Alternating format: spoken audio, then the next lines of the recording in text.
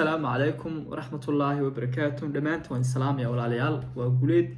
iyo barnaamij kale marka ugu horeysa waxaan leeyahay Ramadaan Kariim, Ramadaan Mubaarak, meel kasta oo aad ku soomaysaan insha Allah inta bisha Ramadaan ku guda jirana umaamada iskama saari doono insha Allah hadeen wax kale u dhaweyn Ilaahay soonkan hanaga aqbalo soonkiisa kalena anagoo caafimaad qaba insha Allah xina gaarsiiyo ruuxantii dad badan waxaa jira soonkan soo gaarin oo waqtigoodii aan u saamixin soo gaaraan ilaahay ha u naxariisto aniga laftirkeen waxay nahay marxuumiin socda ilaahay iyaga nooga daba naxariisto maanta waxaan rabaa arrin muhiim ah inaan kuu sheego oo aad iyo aad muhiim u ah haddii aad joogto Yurub videogan ku anfacaya insha Allah ka faa'iideyso walaalayaal wasaaradda caafimaadka ee wadamada sida Jarmalka, Faransiiska, Ingiriiska iyo sidoo kale Sweden waxay ku dhawaaqday shirkadda weyn ee la yiraahdo Ferrero waxa weeyaan beedka ruuxaantii badankiin oo aad aragtaan waa beed yar oo ka samaysan shukulaato af Jarmalka waxa la yiraahdaa ubaqaashmaya dabadeetana ciyaalka ayaa badan isticmaala waad furaysaa markaad furto shukulaata korka ka beed ahaan yani kaga xindagan ama ku hareereysan dhexda waxa ku jira laakiin waxa ku jira wax yar oo hadiyad yar oo ciyaalka loogu talagalay marka hadiyadaasi caag yar baa ku jira caag kala furaa kadib hadiyada ciyaalka ku soo baxa adoo caag ama waxay ku ciyaaraan wuxuu doonaha noqdo adoo hadiyada noocaas ayaa ka soo baxa marka waxa laga helay hadaba shukulaatadan ama ayahan yare ama beedkan yare sida u sameeysan waxa laga helay bacteria aad u halis badan oo la yiraahdo bacteria magaceeda waxa la yiraahdaa salmonella baa la yiraahdaa waa bacteria taas oo ku dhacda caloosha bini'aadamka ruuxaantii shukulaatadani ma cunaan ilmaha oo qura laakiin waxa cuno oo kale dadka weyn hadii ay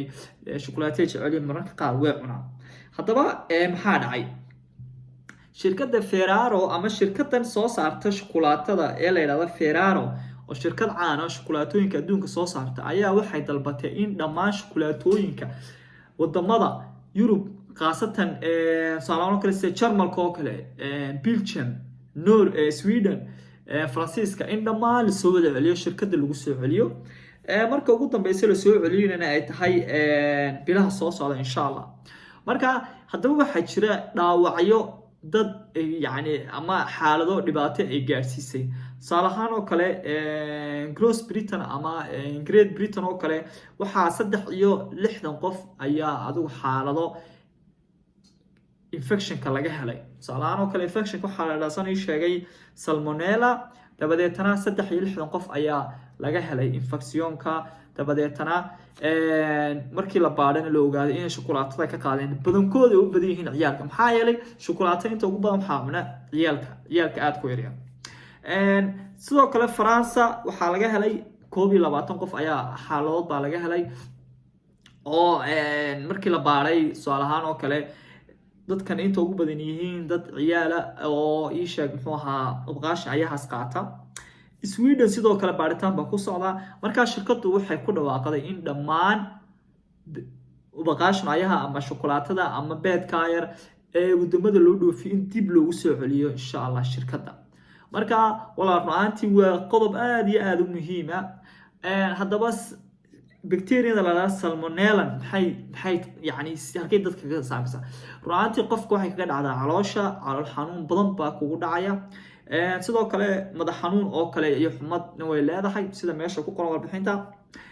warbixinta waxa soo saaray waxaan ka akhriyay imika waxa weeyaan waa website Jarmal ruuxaantii oo ugu digaya dadka oo dhan meel kasta ay ka joogaan Yurub inay iska ilaaliyaan ukunta ilmahoodana uga ilaaliyaan hadaba inaga ahaan Soomaalidana maxaa wala nala gudbo waxaan nala gudbo walaal badan aniga kula hadlaya ubadkaygu inu soobi aad bay u jecel yihiin ruuxaantii markaan arkay maanta ayaan arkay isla waqtigan waxaan jeclaysanaa kula wadaaga adiga maxaa yeelay dhibku wuxuu weeyaan dhib noo wada yaala marka fadlan walaal haddii aad ubad leedahay iska ilaali ubadkaaga inaad u soo iibiso ubaqaashka ayahan yar ama ukunta yar ee ku dhex jiraan hadiyadaha yar ciyaalka maxaa yeelay xaaladda caafimaad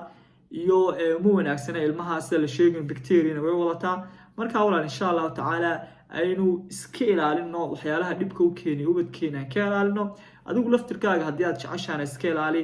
aad baa idin salaamay walaal. Assalaamu calaykum.